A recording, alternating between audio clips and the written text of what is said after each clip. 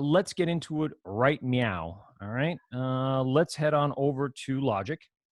And as we started talking about on Monday, there is a lot of things here that are new. So, for instance, when we go into new project, now we have live loops, which we went over, which are these cool, like boxed versions of loops that can be programmed and sequenced and put in order and deliberately built for quote unquote the main live performance piece of Logic, but it really doesn't lend itself all that much to that. So really, we then kind of pass it off to being something for the home producer engineer kind of thing. So that's again what all the updates were really geared towards is the home engineer, the person on their laptop like I am today, making up sound and creating stuff for their own personal gain. And also, a lot of these do sound good enough to be out there. You just got to be really good at what you do. And case in point, the demo project, the Billie Eilish Ocean Eyes, fully produced and created in Logic. So, Logic does have the ability to be a DAW or a DAW that major producers are using to create sound and to record sound and to make background tracks and instrumentals and all sorts of crazy stuff using the powerful effects that we went over this week, using the track stacking, comping, all those things to create layer upon layer upon layer of vocals. So, very, very, very cool concept going on here. And, like I said, Logic kind of updated its initial window here with empty project and live loops, but it also did other things. So we looked at some of the starter grids. And so this was a live loop template, and they let you kind of pick one based upon its description for the genre that you're looking for. So, I mean, that was a good idea to have some pre-made stuff for the people who wanted to start understanding how live loops work. This was the way to do it. Give them some templates, give them some projects, and give them the sounds and show them how it was built from start to finish. And we went into the demo projects, as I mentioned, but we kind of skipped over the tutorial area.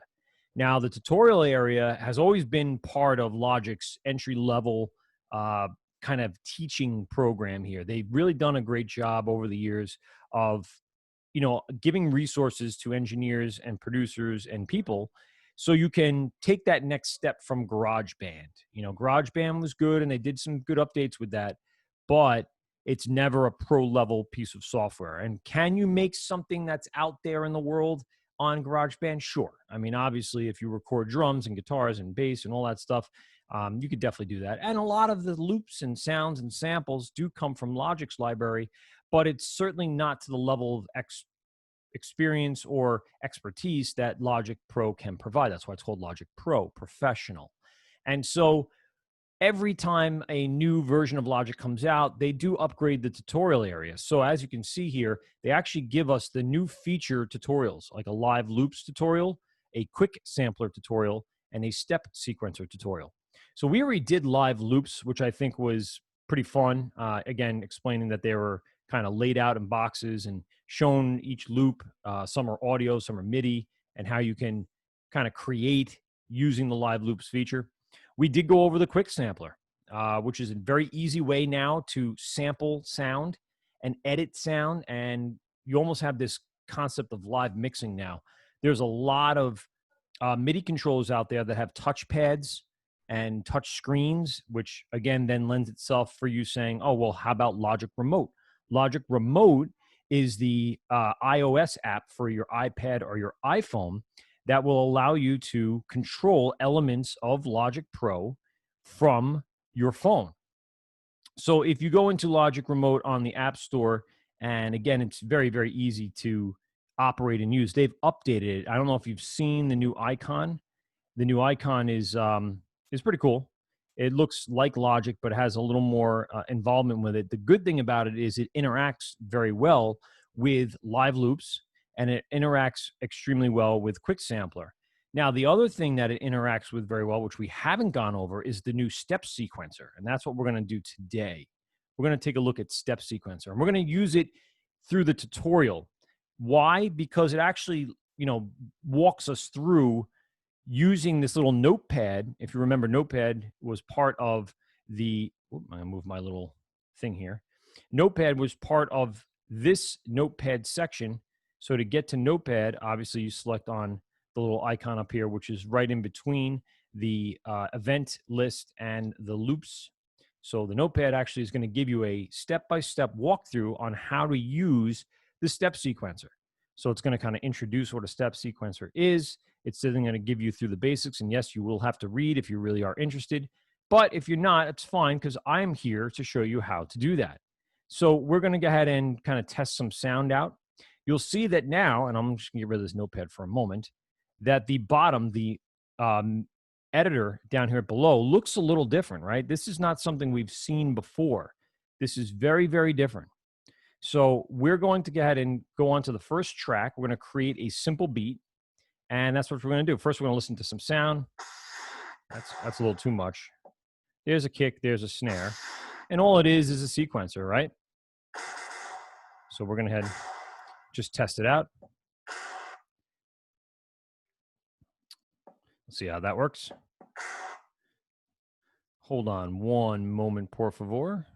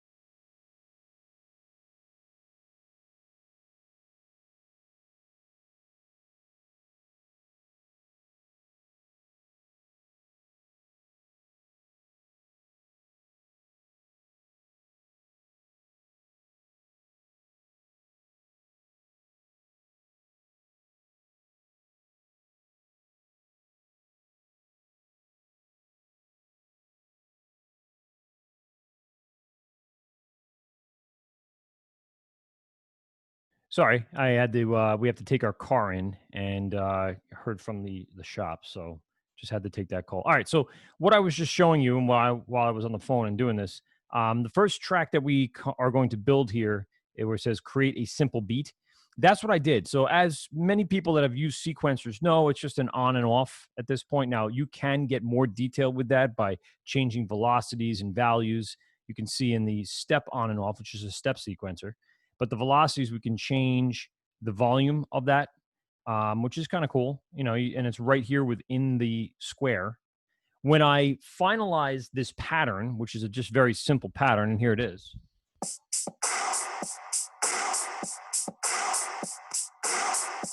Right, and I just put it into a loop for right now. We'll leave it as 2 bars. Basically, again, we're just doing on and off switches. I was searching around a little bit for the notes. I do have a MIDI controller hooked up, so I can kind of test out some of them. But I'm not going to record them using the MIDI controller, because the MIDI controller will then turn this step sequencer into MIDI notes, right? I mean, MIDI tracks and software instrument tracks take in MIDI notes. So right now for this particular pattern, I'm going to continue to use the step sequencer, which is, again, on and off switches. If anyone used anything in any other software that has a step sequencer, you'll see that this works out exactly that way. Now, there's a lot of other elements to it, which is great. The track stack now allows you step by step to turning steps on and off, editing note velocity. Again, as I click on these in the tutorial, you'll see that it's going to give you the next step on what you can do.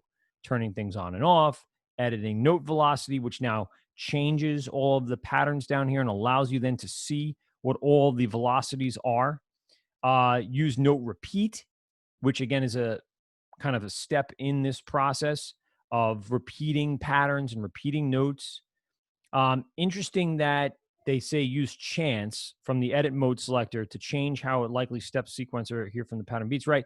So if you were to do this, you will probably basically, change up the way the pattern is a little bit. I don't know if you're going to want to do that when you're looking for a very specific beat, but over time in a 3.5 to 4 minute song, you don't always want to use that same beat over and over and over again. Now, I always say in our projects, when you create original content, that I want to see variation. I want to see structure. I want to see intro and verse and chorus and bridges and all sorts of, different things. So just to have this one pattern over and over and over again is not really how you make a song, right? It's a good way to start. It's a good way to get content down and ideas down, but it's certainly not where you're going to want to be in the end.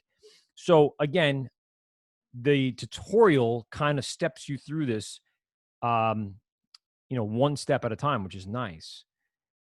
Once I have my beat down and I've gone through these steps, and I'm not going to do anything else right now, I can minimize it. And now I can add my bass line. All right. So now same thing, going back to the beginning of my project here, back here, I'm going to start adding in a bass line. All right. So I'm going to do, I don't know, F, and then, actually we'll go down an octave. We'll make it F1. F1. There you go. Good. So we'll do that. And we'll make this one F2. So you see, this is a little different layout, a little different way of working with MIDI notes in a step sequencer. So let's see how that sounds. Let's see.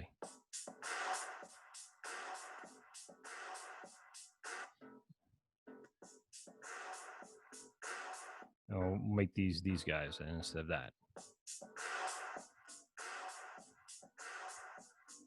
Good. So now I have my bass line down. Very simple pattern, not going crazy, just trying different things. And I actually have these down on the scale, but if I want to, again, change it up a little bit, let's add some different notes here to completely change things. Now, again, my bass line is added, but I actually can record MIDI. So let's go up a notch here. And we'll play it back and try to figure out a cool little like lead pattern in addition to that.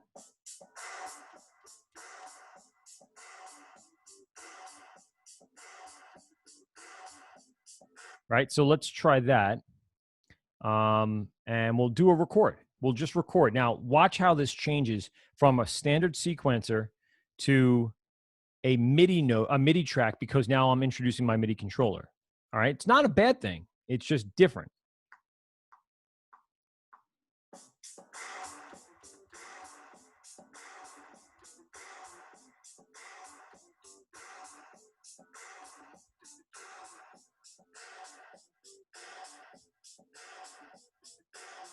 Right, so that's what we did. We changed the way. Now it's still a track stack, right? It's still here. The sequencer is still here for the original bass line. I can get rid of these guys now. And I have an additional layer of the bass line on a higher scale up above middle C. And I just added in like, little flutter notes here that will go in between the other notes. So my original bass line is still a sequencer, but I now introduced a level of MIDI. And again, just to play it safe, what I'll end up doing is just making sure I have this all quantized. This is electronic music, so we want everything to be right on time. Let's see how the result sounds.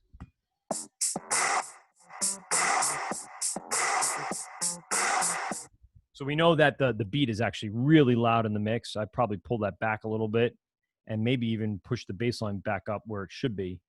And these are, just steps that you can take, again, mixing, but you wait to the mixing at the end. Layer all your stuff first and then get into the mixing part later. Here's the newer, improved version of that.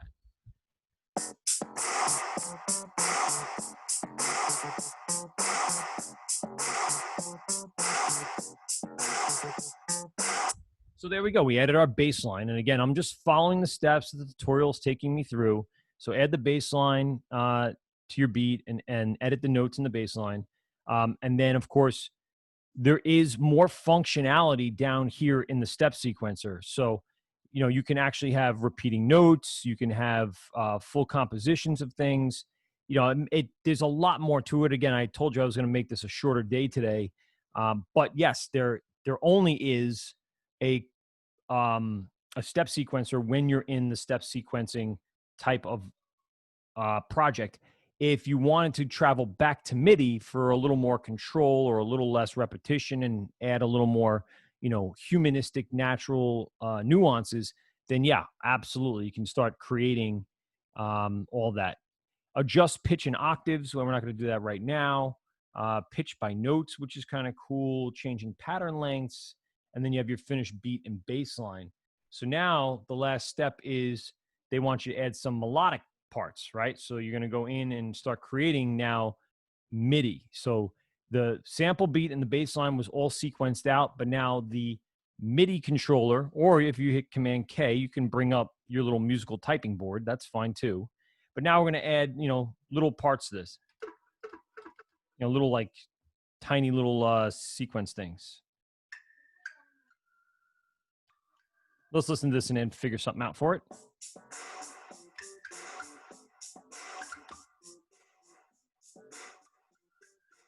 We could follow the pattern.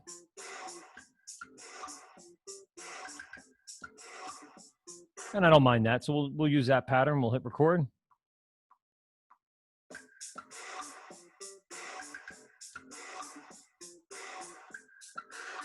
And I didn't like that note, so we'll put that there. Again, we'll quantize this up because we're using electronic music and we want everything to be right in time. So here we go.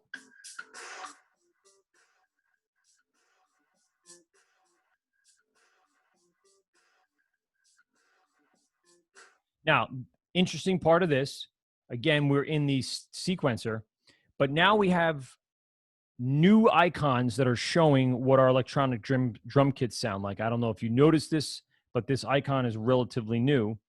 And if I go into where are my drum kits, it's kind of hidden from me because of Logic's thing. There we go. You'll see that I have an 808, TR 808, a Roland icon now, which gives us that Roland sound. Other icons are now, we have, I think that's a native instrument pad, and then we have a Moog, a Moog, or whatever you want to call it, some sort of synthesizer.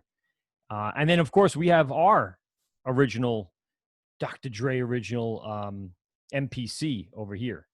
So let's see what other things we can change this into. We didn't really change the sound yet, right? So if I didn't like that drum pad, obviously we're going to leave all of the notes that we plugged in here intact.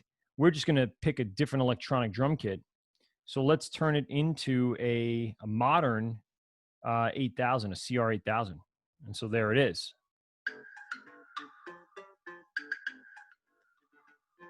Right, so that's a little different. That's very, very 80s, even though it says modern. Let's see what Onyx Club is. That's a relatively new sample pack. Oh, very ominous. Not sure if I like that. Prismatica. So these are cool ways to create variation by adding different drums or different synthesizers. In this point, I have the Roland 909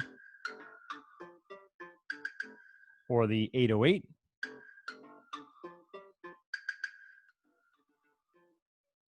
The 808 is really low. Those sub kicks right here are super low, barely audible. There we go. There's the old school drum kit there as well. So, Topaz was another one that they came up with. Ooh. Or you can do the trap. Right, so that's pretty much closer to the original. Those melodic parts are really loud.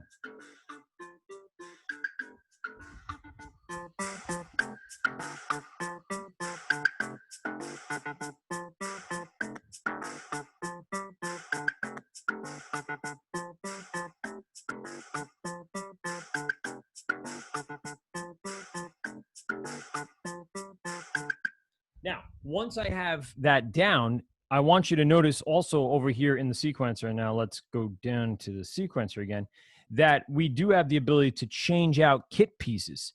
So this is very, not new, but the whole sequencer is new. But this is very similar to what we were doing in Drum Machine Designer, right? So if we were going to add a software instrument kit and throw in Drum Machine Designer, let's see what we got here.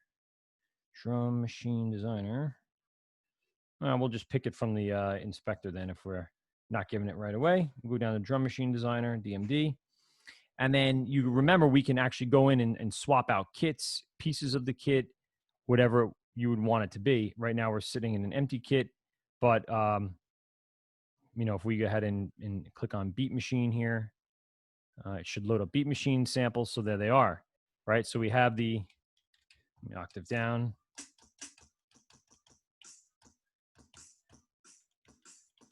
So if we wanted to swap that out, you remember we could literally just change the sample piece from the library and change out the piece of that kit. Similarly, here in the sequencer, we can do it right down here in the editor. So if I didn't like this really low kick, if I wanted something a little, and those velocities are really low, so we'll crank those up a little bit. And those hi-hats are super low too. You know, and we wanted to go in and swap out that kick for a different kick. Well, here's your options. You have 2 different kicks for trapdoor, or you can make it the stomp, you know, and that's kind of cool. I like it. It's really low, like stomping. Here it is.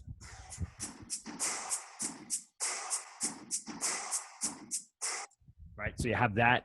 But any part of this can be swapped out in addition to you going in and creating your own samples. So if you want to now to integrate the quick sampler into the sequencer, you can do that. And through the quick sampler, you have all those editing capabilities. Let me remind you what that was all about. Quickly, if I go into Drum Machine and I just quickly take, why can't I get up there? I hate when I can't get up. So there it is. If I go up to the, get out of here. Well, now it turned the track into it. So let me just delete that track and just do it over again. Instead of using Drum Machine, if I just wanted to use a sampler, then I would go ahead and create my sampler on the track, go into sampler, quick sampler. We'll go into quick sampler for now. And now I have my sampler. We have our ability to record or drag or whatever it is.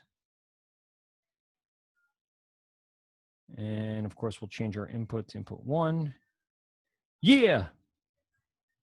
So there we go. And now we recorded our sampler. And let's go in there, push play on that. Not sure why I can't hear it. Is my thing up? Yes, it is. There. Oh, it's in. That's why. All right. Yeah.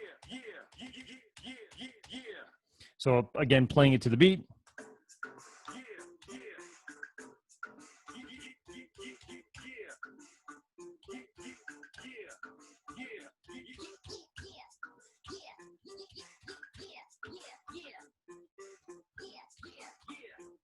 Right, and so we can break that out into notes and be able to use that sampler right here on the track, again, creating MIDI notes. But then you can also integrate that into the step sequencer, being able to, instead of using Drum Machine Designer to generate the signals, we can actually use our sampler. If, in fact, you did that and then you did slicing, if you remember when we did slicing on it, and I'll go back to this really quick because slicing was really only available in the regular sampler. Where's my sampler? I can't find it. There it is. Stereo. Open up this. And we're going to go ahead and do a little record into this. This still using my other samples. So we got to load one in. I don't want to do that there. I wanted to record into it. Where's my other part here? Well, it's still picking up the other part of the sampler. So the sampler is just kind of an extension of the quick sampler. So I'd have to go back in and re-record and then be able to do my slicing. let's do that, because I really want to show you that option and then how you can break that out onto tracks. So let's go into my quick sampler here. Let's turn on my recorder. Do a record. Come on and get your hands up. And there we go. I'm going to slice that up. As you know, we can now bring that in. Come on, get your hand. So I want to probably delete this one. Up, hands up, hand up. We'll get rid of this one. Come on.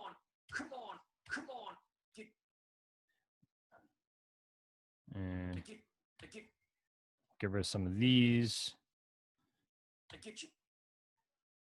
And we'll get rid of this one too. I get you hands up. Come on, I get your hands up. Hands up. Hands. Come on, up. Come on, up. Come on, up. Come on. Hands up. Come on. Get your hands up. Get your hands up. Come on. Get your hand up. Get your hand up. Come on. Hands up. So you see how that works. So once you have that loaded in there, you slice it all up. Now you can use that within the project. Again, now you see, come on, I have them here. So now I can program them in right from the beginning. Come on, I get you. Hands.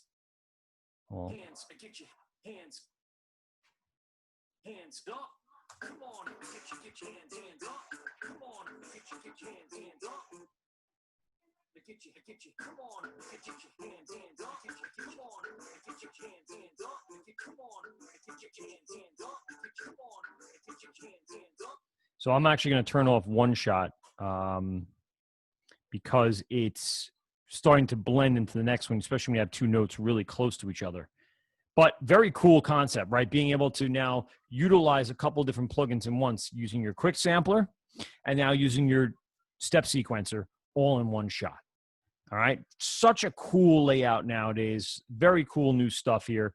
I want you guys to all check it out. Again, if you're looking for something to buy, you're looking for something to get yourself a Mac, get yourself some Logic, because it's just a lot of fun. And you will learn something along the way. Guys, I want to invite you to, again, complete all your work that you have to do over the next 2 weeks. At this point, 7 days left of work. And of course, we'll see on Monday. Make sure you get the schedule right. They won't let you in without it. Make sure you have all your PPE and everything you need to get into class. If you need your notebook or whatever, that notebook is going to be really important for next year or the following year if you're going into college and take a class in this. It is the roadmap to success. I will talk to you on Monday at 10 a.m. and then I'll see you Monday at 12 o'clock at school. Enjoy the rest of your weekend. Stay safe out there. Holla, holla, holla.